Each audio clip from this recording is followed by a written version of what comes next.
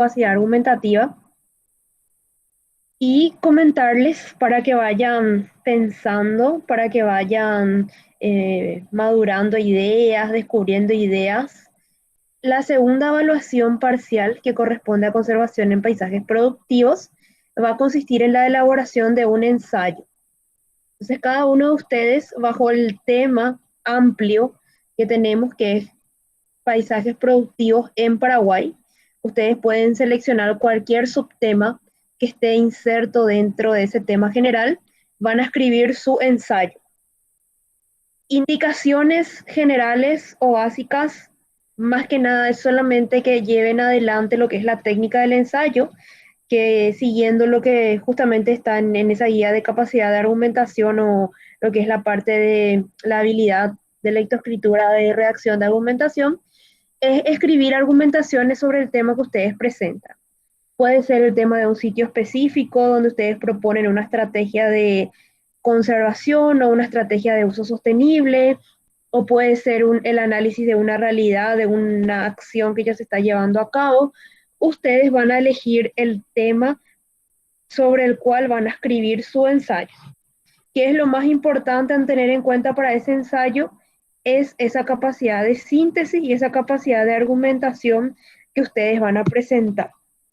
Ya en estos días les voy a subir, voy a compartir con ustedes lo que va a ser la matriz de evaluación del ensayo para que ustedes tengan también bien en claro cuáles son los indicadores que se les piden, pero más que nada es eso, que puedan poner en práctica lo que es la redacción de un ensayo, porque les cuento ya que cuando varios de ustedes postulen para alguna beca en el extranjero o incluso dentro del país, se les va a pedir, muchas de las veces se les va a pedir un ensayo sobre un tema sobre el cual desean investigar, o se les va a pedir un ensayo sobre su futuro, o se les puede pedir un ensayo sobre un tema característico de la maestría o del doctorado que quieren realizar. Entonces es importante que puedan poner en práctica este tipo de documentos, o sea, que puedan redactar este tipo de documentos. Puede tener citas bibliográficas un ensayo, puede tener si esa cita va a acompañar o va a reforzar una idea que ustedes están exponiendo. Por supuesto que sí puede llevar, pero no es lo que tiene que estar repetidamente en el cuerpo del escrito. Es decir, lo que ustedes escriban tiene que ser su propia producción, su propio análisis, su propia argumentación, y si en algún lugar creen necesario poner una cita o una referencia, pues eso les va a servir para reforzar sus ideas. Pero bajo ningún sentido es solamente una recopilación de contenido. Eso es para ir hablando un poquitito que vamos a recordar en cada clase a partir de ahora, en lo que va a ser el ensayo como segunda evaluación parcial que vamos a tener en el marco de esta asignatura. El día de hoy, continuando con lo que ya estuvimos hablando, vamos a empezar a hablar sobre las unidades de paisaje.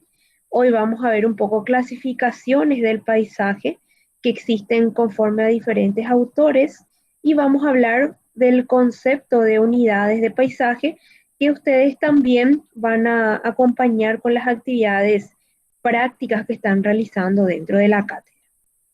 Entonces empezamos a hablar el día de hoy de unidades de paisaje. Primeramente, vamos a tener presente, a recordar que el paisaje puede ser interpretado desde tres visiones o desde tres puntos de vista o de tres maneras. Una de ellas es la visión empirista, o también puede ser llamada empírica, en donde es observar un paisaje desde la realidad dada, y sobre todo un paisaje desde la propia experiencia de quien lo está observando o investigando o gestionando, netamente lo que se ve.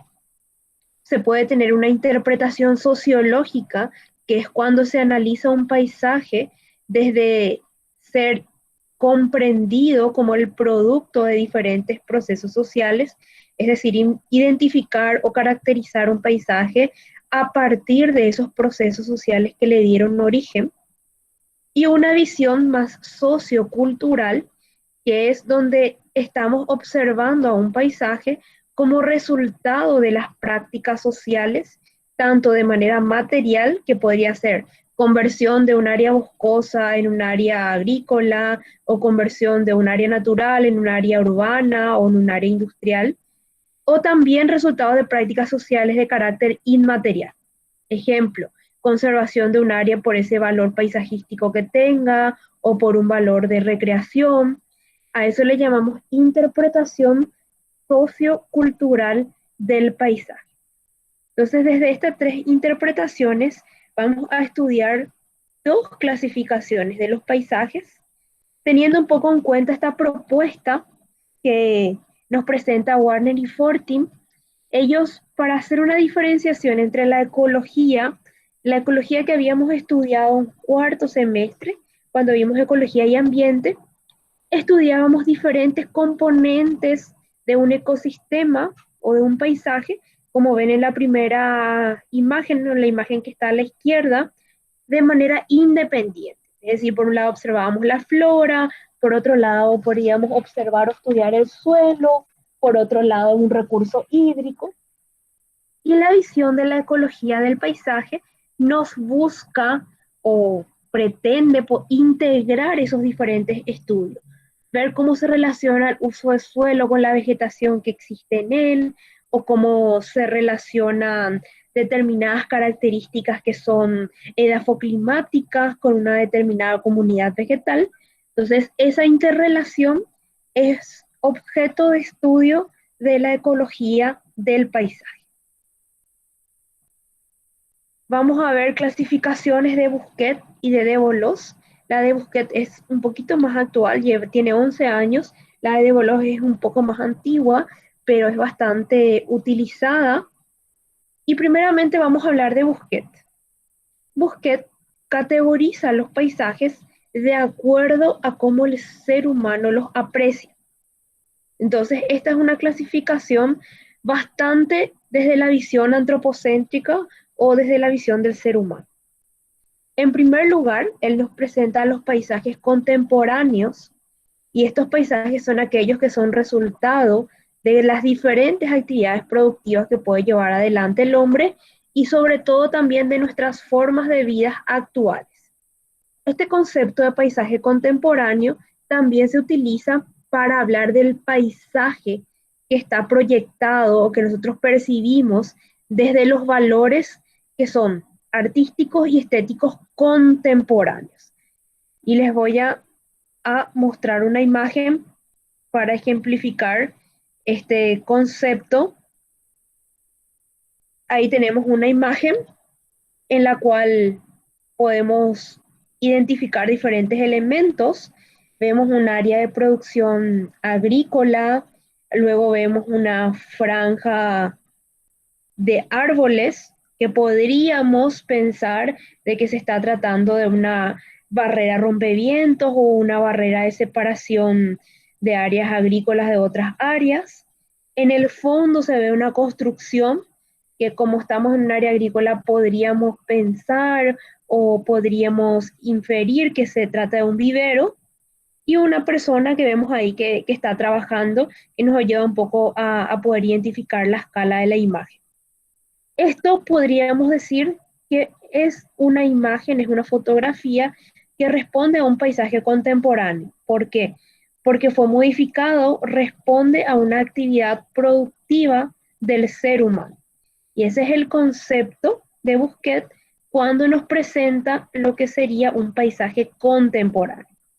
Si yo puedo explicar qué actividad o que un paisaje pudo haber sido originado por las actividades que lleva adelante un ser humano, yo le puedo poner el nombre de paisaje contemporáneo.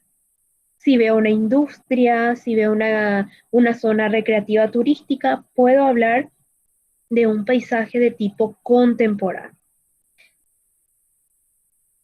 También podemos hablar de otra categoría que presenta Bousquet, que es el paisaje cultural. El paisaje cultural es una obra, una construcción en la cual se combina la naturaleza con la actividad del ser humano y sobre todo muestra una evolución interrelacionada del ambiente natural con las fuerzas sociales y las fuerzas culturales. Y hoy en día, cuando estamos hablando del concepto del paisaje cultural, que es un concepto que lo presenta Busquet, pero que está por primera vez definido por la UNESCO ya en el año 72, hablamos bastante de que un paisaje cultural está reconocido como tal, sobre todo por la UNESCO. Y son aquellos paisajes que tienen una historia de la vida del ser humano y cómo él se fue relacionando con el ambiente. Y eso genera algo o un sitio de características históricas y llevan el nombre de paisaje cultural. Acá les muestro una foto que también ejemplifica. Algunos probablemente puedan identificar esa imagen o sepan de qué lugar estamos tratando. ¿Quién sabe de dónde, qué es esta imagen? ¿Alguna vez le pudieron haber visto en alguna fotografía? Eso no es en Perú, profe, no sé. Es Perú, es Perú. Estamos viendo No, no es. justamente, sí, Perú es la zona, es una zona del Valle Sagrado de Perú, zona de Cusco, que son terrazas de aclimatación climática de diferentes especies vegetales. Cuando los diferentes incas, o sea, los incas hacían adaptaciones climáticas de diversas especies, sobre todo trabajando con especies de maíz, ellos cultivaban a diferentes alturas donde habían condiciones climáticas diferentes para ver cuál era la que se adaptaba mejor, la que tenía mejor rendimiento, la que tenía mayor, eh, digamos, durabilidad ante eventos adversos de clima o también de la parte de ataque de plagas. Y hoy en día este sitio es considerado un paisaje cultural por justamente ese concepto que habíamos hablado, combina el uso del hombre del ambiente y sobre todo cómo pudo haber modificadose un ambiente natural con una finalidad para el ser humano. Y ese es el concepto del paisaje cultural.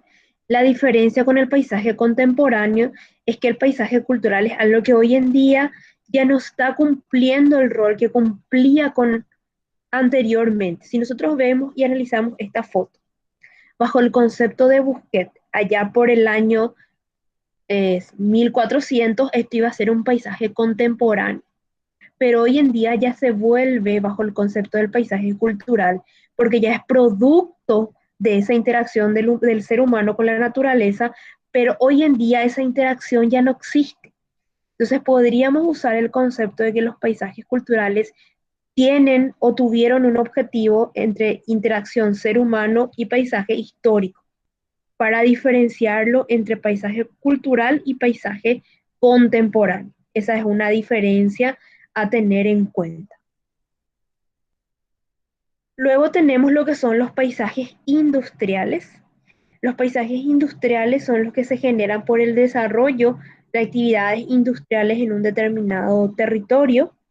Podemos ver la imagen de, en este caso, una industria, o cuando vemos las imágenes de parques industriales, cuando el sitio tiene principalmente actividad industrial, recibe el nombre de paisajes industriales.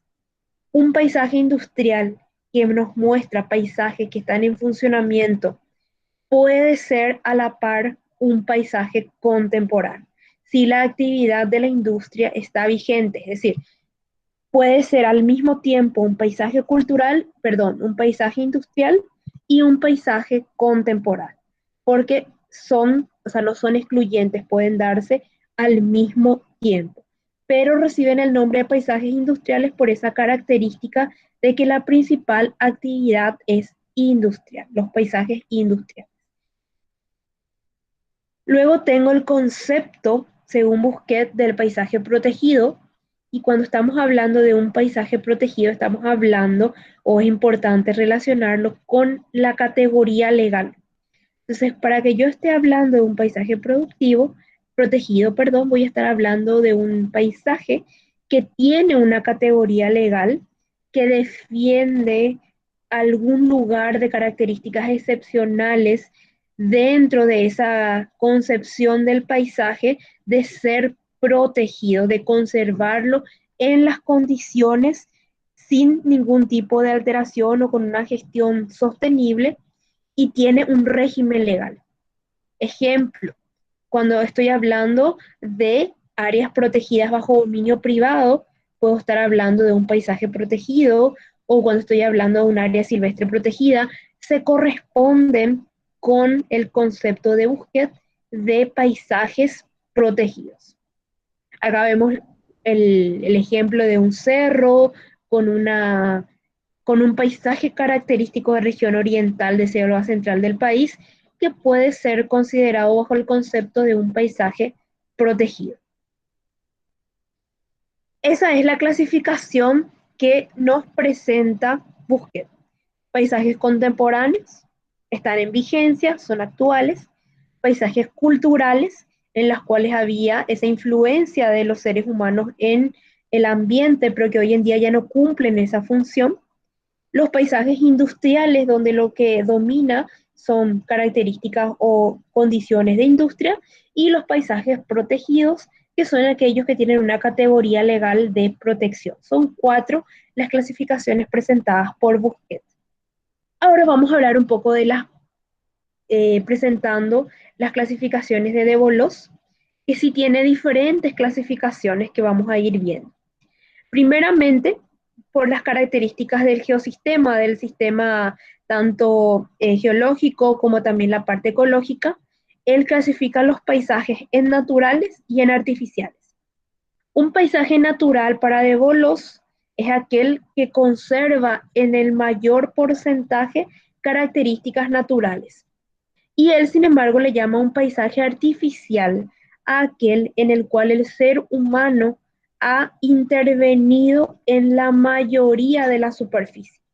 Entonces, si yo estoy observando una ciudad, para De Bolos es un paisaje artificial. O si yo observo un paisaje con actividades industriales y actividades urbanas o viviendas asociadas, para De Bolos eso es un paisaje artificial. Si yo, sin embargo, observo un área boscosa o un área de pradera, para De Bolos ese es un paisaje de características naturales. De acuerdo al porcentaje de intervención del ser humano, el porcentaje en el cual haya mayor o menor intervención es lo que va a definir si estoy ante un paisaje natural o ante un paisaje artificial según De Bolos. De acuerdo a la clasificación en relación con el espacio, De Bolos clasifica los paisajes en pequeño, mediano y gran escala. Este paisaje hoy en día, esta clasificación ya no está tan utilizada, más bien hoy se utiliza específicamente la escala y se utiliza en un paisaje de una escala 1 a 1 millón o 1 a 10 millones, ya dependiendo de cuál es la escala que voy a utilizar, sobre todo en mapeo. Clasifica también los paisajes de acuerdo a la localización geográfica, es decir, que puedo tener paisajes que están identificados por lo que llamamos límites políticos, como un distrito o un departamento o una comarca o un país, dependiendo de cuál es el país en el cual nos encontremos. Y también clasifica el paisaje de acuerdo al espacio, si está en una disposición zonal o en una disposición azonal. Le llamamos a un paisaje que está en disposición zonal cuando está ubicado en un área identificada con precisión. Ejemplo, está en el área de influencia de un área silvestre protegida. O sea, cuando existe un documento que hable de una zona en la cual se inserta el paisaje, recibe el nombre de paisaje zonal. Y azonal es cuando está ubicado en un determinado lugar, pero que no responde a un área que haya sido definida de antemano. También clasifica un poco los paisajes según las escalas temporales, diciendo un poquitito que pueden existir paisajes nuevos, paisajes antiguos y paisajes históricos. Este concepto también es un concepto bastante subjetivo y es importante que uno haga una argumentación cuando va a decir estoy ante un paisaje nuevo, o estoy ante un paisaje antiguo, o estoy ante un paisaje histórico. Un paisaje nuevo, en general, es aquel que no tiene más de 100 años de antigüedad.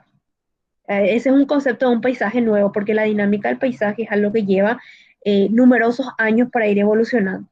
Ahora, un paisaje antiguo es uno que ya puede tener más de varios siglos.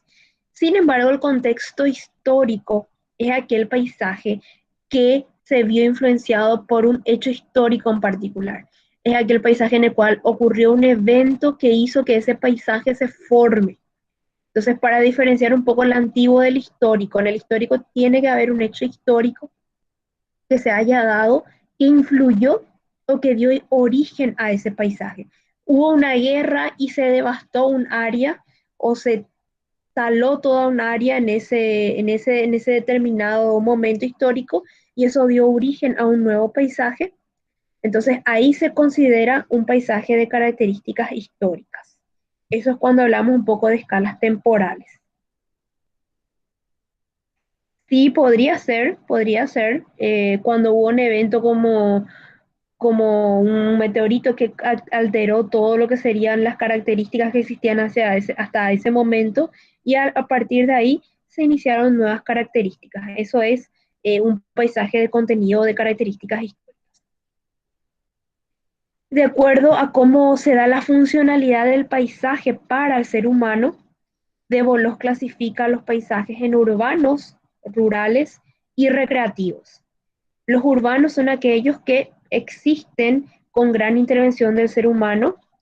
Los rurales son aquellos que existen con mayor porcentaje de presencia de ecosistemas o de características naturales. Y el recreativo puede ser urbano o puede ser rural. Pero ¿qué es lo que va a hacer al paisaje de características recreativas? Que el ser humano haya decidido que ese paisaje cumple esa función.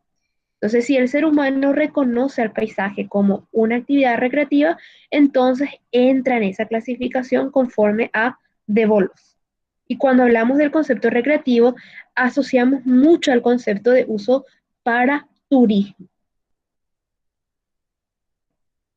Después, si vemos el estado ecológico en el cual se encuentra el paisaje, De Bolos habla de paisajes que están en equilibrio.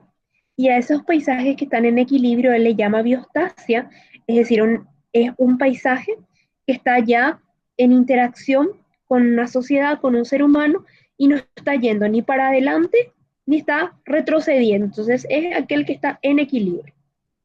Podemos tener un paisaje que está en regresión. Para el concepto de paisaje, cuando el paisaje está en regresión, indica que está volviendo a las características naturales antes de la intervención del ser humano. Entonces, en paisaje, o sobre todo en la clasificación de Devolos, el concepto de regresión y progresión va a ser distinto al concepto que nosotros manejamos en ecología pura.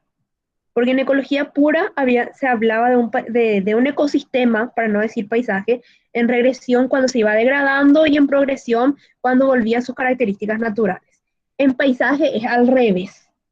Yo hablo de un paisaje que está en regresión cuando están disminuyendo las actividades antrópicas y se están recuperando las características y las funciones y los servicios ecosistémicos de un paisaje.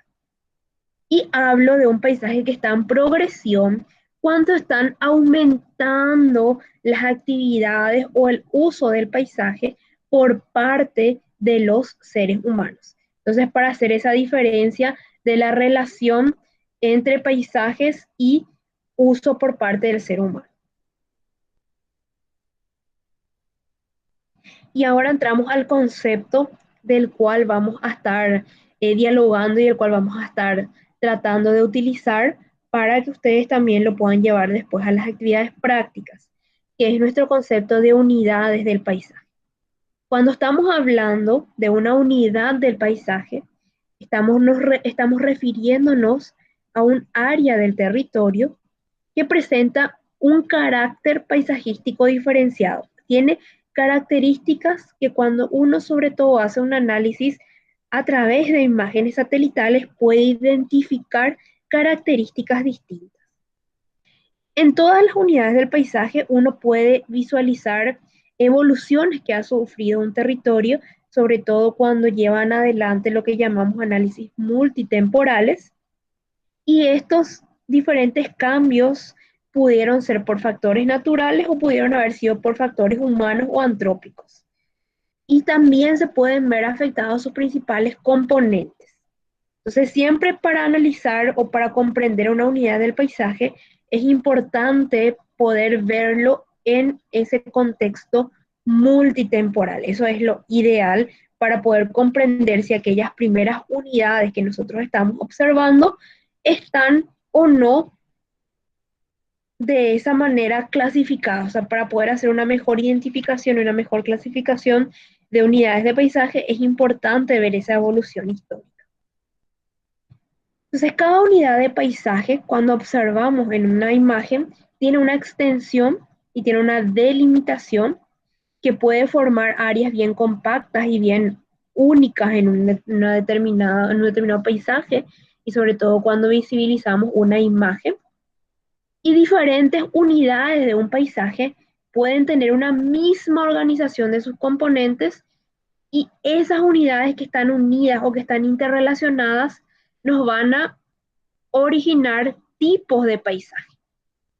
Por dar un ejemplo, que luego lo vamos a ver en una imagen, yo puedo tener una unidad de paisaje que se caracteriza por una matriz de una vegetación implantada, un cultivo, tengo parches de vegetación boscosa, y cuando yo tengo varias unidades donde tengo características de cultivos con remanentes boscosos, pueden responder a un tipo de paisaje que yo le puedo llamar paisajes agrícolas. Entonces, a eso es lo que llamamos que diferentes unidades en un determinado paisaje o en una determinada área geográfica pueden dar origen a tipos de paisaje que también vamos a conocer más adelante. Aquí tenemos una imagen satelital y tenemos una foto. La imagen satelital de la parte de arriba que corresponde al distrito de Naranjito. Ahí ustedes pueden ver áreas de cultivo, pueden ver un curso hídrico, pueden ver una vegetación de ribera, y también se puede ver algunos parches que son remanentes boscosos, que son los verdes de un color más intenso. ¿Qué se puede visualizar en esta imagen satelital? Los colores que tienen las áreas de cultivo tienen diferencia en su coloración, lo cual me puede indicar que tengo cultivos diferentes o tengo diferentes estadios del cultivo. Es decir, tengo una etapa que probablemente pueda tener preparación de suelo, suelo desnudo, otro donde tengo emergencia de cultivo, otro donde ya tengo cultivo en etapa de ser cosechado. Y esas diferencias nos van a originar distintas unidades de paisaje, pero como todas conservan esa dinámica de actividad cultivada y remanentes de bosques o parches boscosos, va a formarme lo que estuvimos hablando, que es un paisaje o un tipo de paisaje agrícola. Los tipos de paisaje no son muchos, pero las unidades de paisaje son bien diferentes, y cada uno tiene que crear o identificar sus propias unidades de acuerdo a la imagen satelital con la cual está trabajando. Y aquí en la foto de abajo podemos ver un cultivo como yo lo vería a nuestra altura, a la altura del ser humano, y como yo lo vería en la imagen satelital correspondiente. Entonces, para hablar un poco de esas unidades de paisaje. En esta imagen, vamos a fijarnos en esta imagen que más que nada busca ser ilustrativa. Yo puedo observar cuatro unidades de paisaje: la unidad A, la unidad B, la unidad C y la unidad D. Son como cuatro lugares que yo puedo identificar en un paisaje dado. Si yo veo la unidad A y la unidad C, la unidad A y la unidad C, tienen las mismas características, pero no están conectadas entre sí. Como ven, B y C las separan, A y C no están conectadas. Por eso van a ser unidades distintas. Tienen las mismas características, pero tienen que ser consideradas unidades distintas de paisaje por el hecho de que no están conectadas, ay, perdón, no están conectadas. A y C no están conectadas. Esa unión podría ser un corredor, o si existiese una unión, sería un corredor que interconecte esas unidades A y C que tienen las mismas características.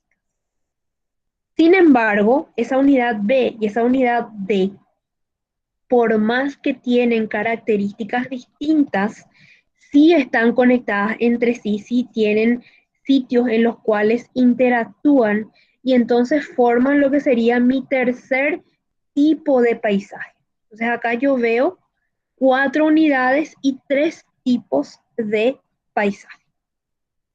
¿Por qué son 3 tipos de paisaje distintos si decimos que A y C tienen las mismas características? Porque al no tener ese contacto directo, al no ser concurrentes, al no estar uno pegado al otro, por más que tengan las mismas características, pueden tener alguna diferencia ecológica que es importante estudiar. Por eso se consideran tipos de paisajes distintos. Puede que ambos sean de características agrícolas, pero A es de cultivo de cereales y C es de cultivo de oleaginosas. Entonces uno se va a llamar paisaje agrícola de cereales y el otro paisaje agrícola de oleaginosas. Pero B y D van a ser el mismo tipo de paisaje por el hecho de que están conectados, por el hecho de que hay una unión entre esas 2 unidades. Entonces, no sé si queda claro ese concepto, porque ese es un trabajo que uno lo tiene que hacer con mucho detalle en una imagen satelital para poder identificar las unidades de paisaje y los tipos de paisaje. Profe, Profe, Sí, ok, perdón. Emilio o Belén, Sí, te escucho profe, Belén. por más que B y D no tengan las mismas características, igual se considera entonces un tipo de paisaje por el hecho de que están conectados. Así mismo Belén. mi consulta iba más también por ese lado de que, o sea, depende mucho de la conectividad entonces que hay, digamos, entre los paisajes, entre las Así unidades. mismo. Así mismo como estás diciendo, Emilio, porque el hecho de que estén en contacto hacen de que formen un tipo de paisaje y que influyan uno en el otro. Y aquí es importante un concepto. ¿Cuántas unidades de paisaje existen? Y esta es una pregunta que muchas veces nos hacemos cuando estudiamos los paisajes. Y existen tantas unidades de paisaje como yo quiera identificar. Entonces termina siendo una decisión o del investigador o del gestor del paisaje. ¿Por qué?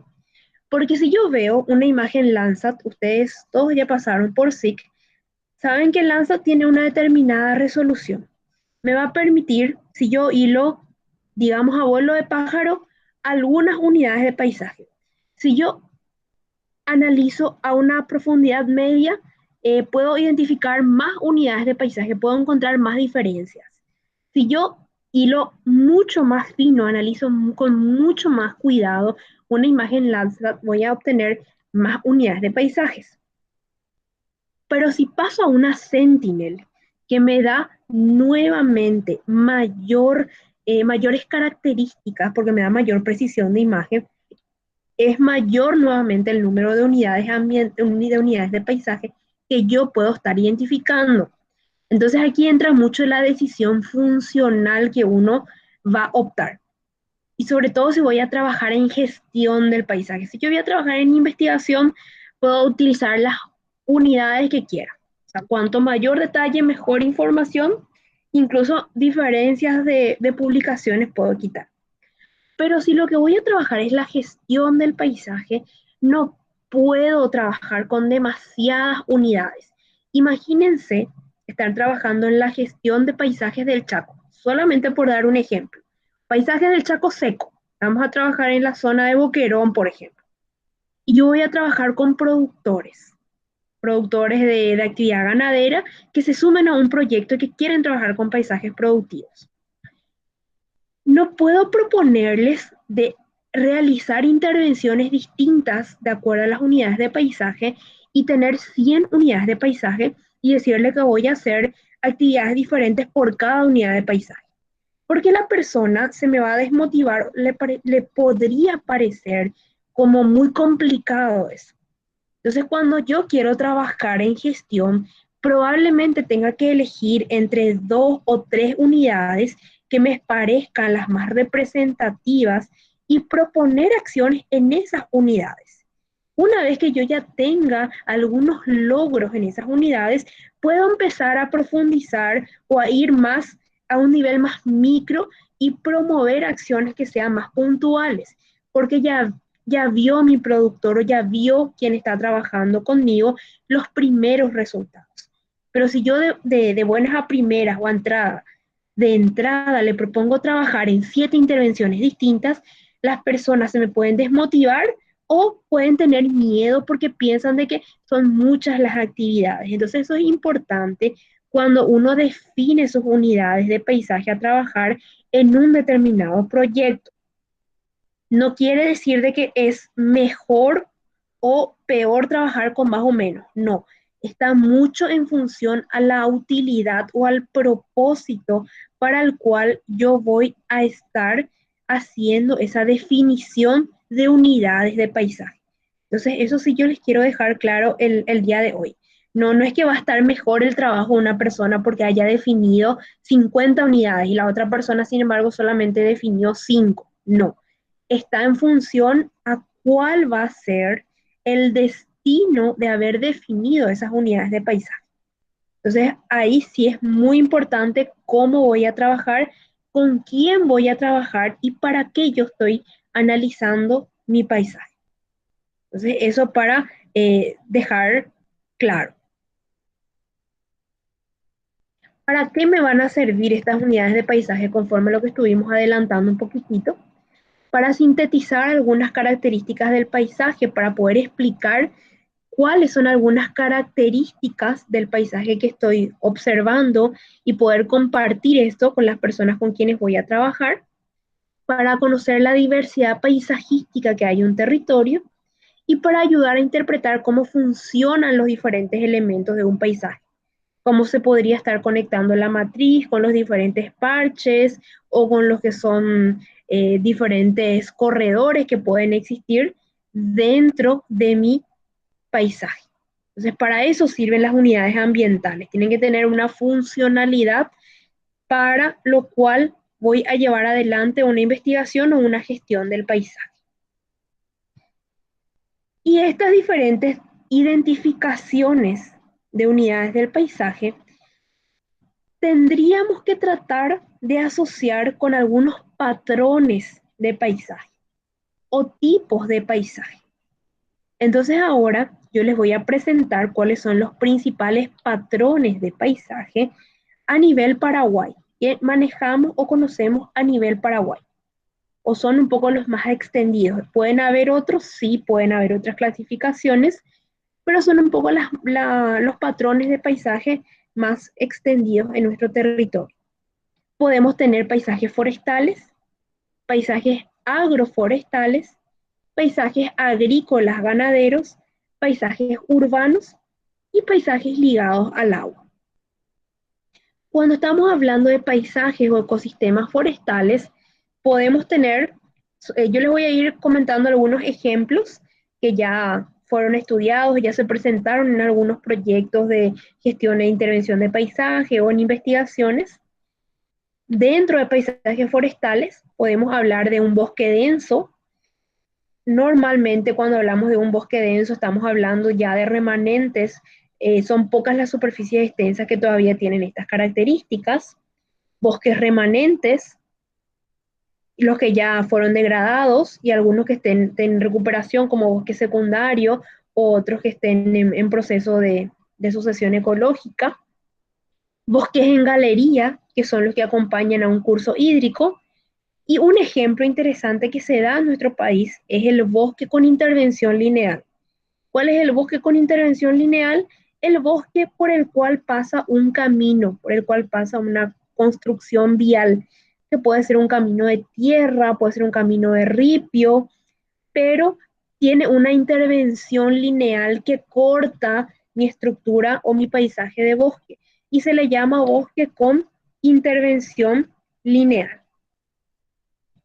Por otro lado, y es un paisaje bastante representativo, sobre todo del Chaco húmedo, y está dentro de paisajes forestales o ecosistemas forestales, son los palmares de Carandal, muy característicos, zonas de pastura, de pasto natural, con gran predominancia Copernicia alba, Carandal.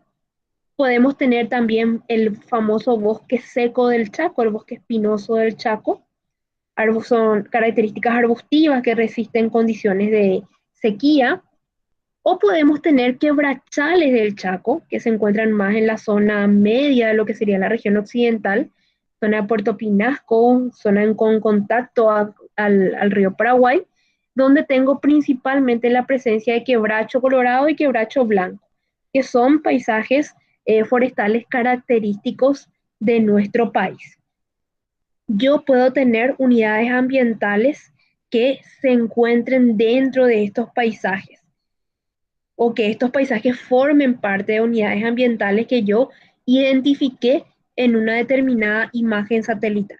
Aquí también es importante recordar que en ocasiones yo tengo que hacer una identificación vía imagen satelital y tengo que comprobar luego en campo, si no estoy seguro, a qué tipo de paisaje corresponde. Yo puedo saber por espectros de NDVI o por alguna característica de que estoy ante un paisaje forestal, pero tal vez no sé específicamente cuál es el paisaje forestal. Puedo saber por diferentes estudios que ya se hicieron en algunos lugares, puedo saber, pero siempre es importante ese comprobar en campo, conocer en campo cuál es el tipo de paisaje dentro del cual voy a estar interviniendo. Luego tenemos los ecosistemas agroforestales, que son aquellos en los cuales se da esa combinación de especies de foresta con especies agrícolas, muchos los paisajes de zonas de agricultura familiar campesina, que tienen esta combinación de lo que serían cultivos muchas veces de especies nativas o de frutales, con lo que sería la parte agrícola de consumo o de venta, pero que no es a gran escala. En este caso, especies nativas con algunos cultivos frutales. Aquí también vemos una asociación que se suele dar bastante en algunas zonas de producción de piña. Acá tenemos también, en esta tenemos también especies de características, estas son nativas, con producción de maní, esta era con producción de maní. Y acá tenemos una en la cual tenemos especies agrícolas, especies forestales y también en algunos lugares hay ingreso de ganado, pero en una cantidad controlada porque es de producción familiar. Es lo que normalmente llamamos agricultura o paisaje agroforestal y está muy relacionado con producción de agricultura familiar campesina. Vamos a ver mucho de estos tipos de paisajes en zona de San Pedro, zona de Guairá, zonas de Paraguarí, zonas de Caazapá, algunas zonas de Caguazú. Vamos a encontrar estos tipos de paisajes.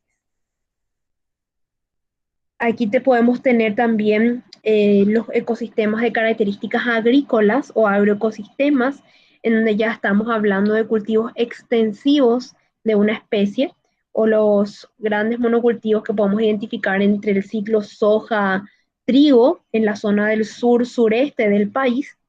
Y en algunos casos podríamos identificar cuando no responde al modelo agroforestal a lo que son cultivos de autoconsumo, donde solamente tengo producción de cultivo, es decir, aquel que rota de año a año sin acompañamiento de especies forestales en el sistema de cultivo. En estos casos Los identifico como ecosistemas agrícolas.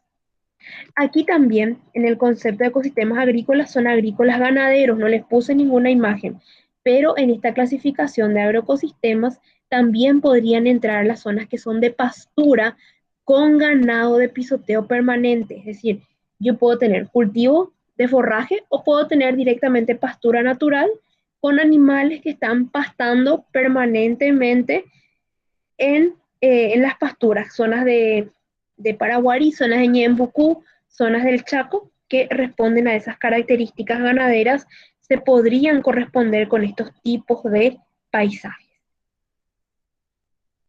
Luego tenemos ecosistemas urbanos.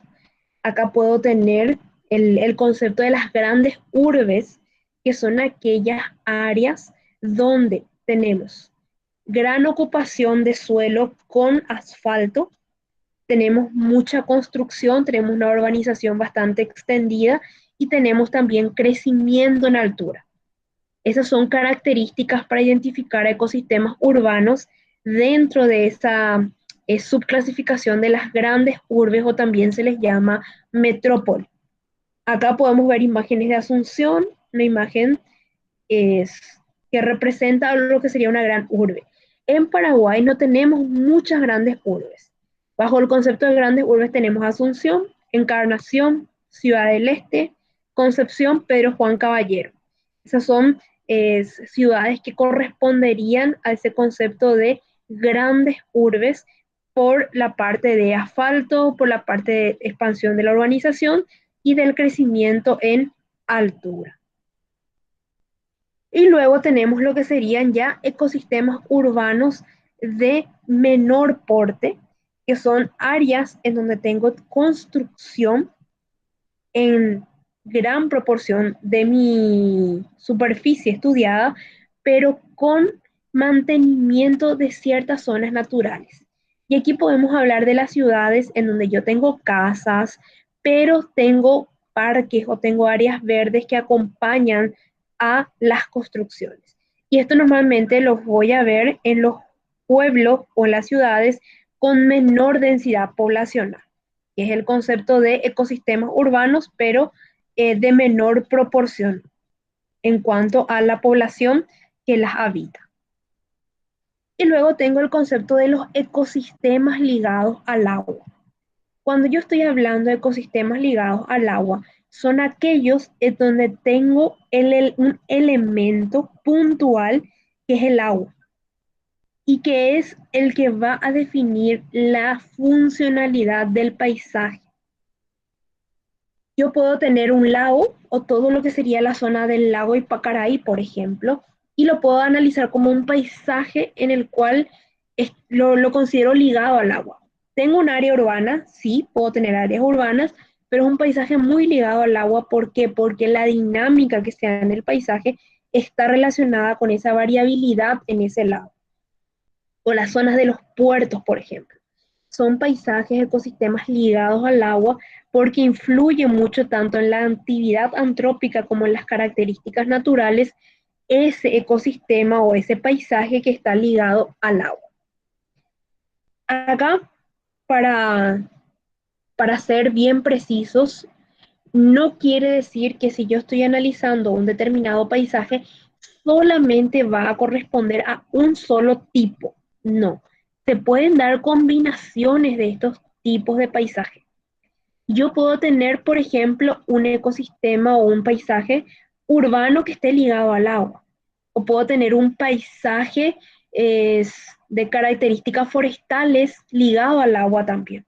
Entonces se pueden dar combinaciones de los tipos de paisaje conforme yo voy haciendo una identificación o un análisis de las unidades que están presentes en el paisaje que yo estoy analizando. Otros ecosistemas ligados al agua, los pueden ser sí, Piquetecué, por ejemplo, es un ecosistema ligado al agua, es una zona de humedales en el cual se da toda una dinámica ecosistémica propia y además es una zona donde el agua forma parte de la actividad antrópica porque es una zona pesquera, donde la población se dedica a la pesca. Entonces sí es un ecosistema ligado al agua. Sí, Luciano. Los embalsados, los famosos esteros en nuestro país, son ecosistemas ligados al agua. Los lagos, muy importantes y muy estudiados en nuestro país, son ecosistemas ligados al agua. Entonces, con esto quería hablarles un poco el día de hoy de unidades ambientales para que cuando ustedes vayan realizando ese análisis en la práctica, tengan esa visión analítica, vayan viendo cuáles son mis unidades ambientales, en función a qué criterio yo quiero definir mis unidades ambientales, para que tomen esa decisión de cuántas unidades ustedes quieren estar definiendo. Quiero definir 5, quiero definir 7. No hay el número exacto de unidades ambientales en un ecosistema. A mayor análisis y mayor profundidad, ustedes van a descubrir más unidades ambientales. Entonces, aquí la decisión es que ustedes identifiquen con qué propósito están describiendo esas unidades. Es un de propósito investigativo, es un propósito de gestión del paisaje y eso les va a ayudar a definir mucho el número de unidades con las cuales ustedes van a estar trabajando. Y ya una vez que hayan tomado la definición, observando una imagen satelital y viendo ese cambio a lo largo del tiempo, cuáles son las probables unidades que asocien esas unidades a tipos de paisaje, sobre todo los más abundantes o los que más se dan en los estudios de nuestro país. Entonces, para unir esto con el trabajo que ustedes están haciendo en la actividad práctica, era presentarles esta clase del día de hoy. Entonces, espero que les ayude en ese trabajo de análisis cuando estén trabajando con las imágenes satelitales. Me voy a callar temporalmente yo y ahora quiero escuchar algún comentario, alguna sugerencia, alguna pregunta por parte de ustedes. Profe, ya Y te que escucho, Emily. en algún momento hablaste de paisaje protegido, también, Sí, o sea, escuché por ahí el tema de paisaje productivo protegido. sí. No sé si entra dentro de esto también o no. El concepto del paisaje productivo protegido es un concepto nuevo, es un concepto que se está manejando hace aproximadamente 10 años, que justamente es una iniciativa que busca que en zonas de producción se realice una producción sostenible de los diferentes recursos naturales para evitar que se dé una degradación rápida de los mismos.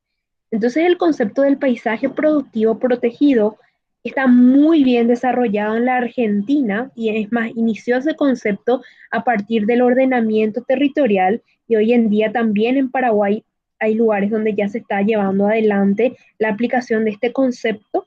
Consiste en identificar un paisaje, sobre todo identificar al dueño del paisaje en el cual yo quiero llevar adelante una determinada gestión del paisaje, porque cuando yo hablo de paisaje productivo protegido, eso implica una gestión del paisaje. Y yo necesito contar con la colaboración del dueño o de quien es el que está haciendo la producción en el paisaje. Y le llamamos protegido por el hecho de que hay un acuerdo entre gestores del paisaje, que normalmente son organizaciones o en muchos de los casos es el Estado desde las diferentes instituciones de protección de los recursos naturales, quienes llevan adelante estrategias de gestión sostenible en trabajo conjunto con los dueños. Y eso es importante para la comprensión del concepto del paisaje productivo protegido. Hoy en día, por ejemplo, Neuland trabaja bajo ese concepto y tienen toda la parte de producción ganadera con un uso sostenible, con una rotación permanente del ganado que permite mantener esas características del ecosistema y están ellos signando, firmando lo que es un acuerdo de paisajes productivos protegidos en Paraguay. Gracias, profe.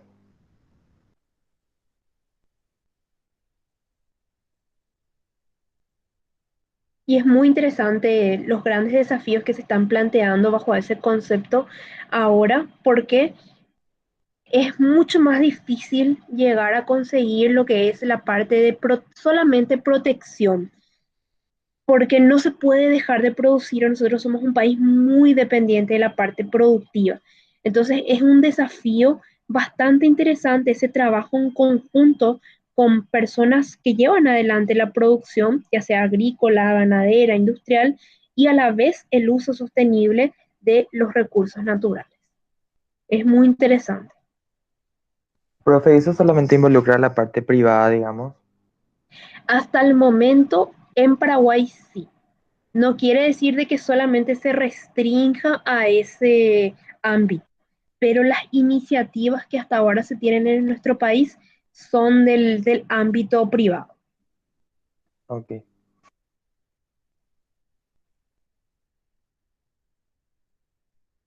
¿Algún otro comentario, consulta?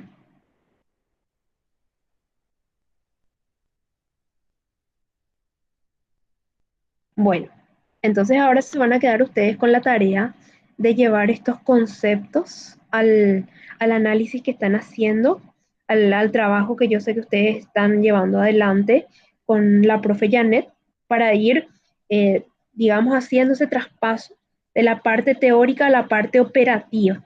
Al hacer ese análisis del SIC o dentro de los sistemas de información geográfica con nuestro contexto teórico para explicar y para entender el porqué de esa definición o de esa identificación de unidades que ustedes realicen en sus respectivos análisis de imágenes satelitales.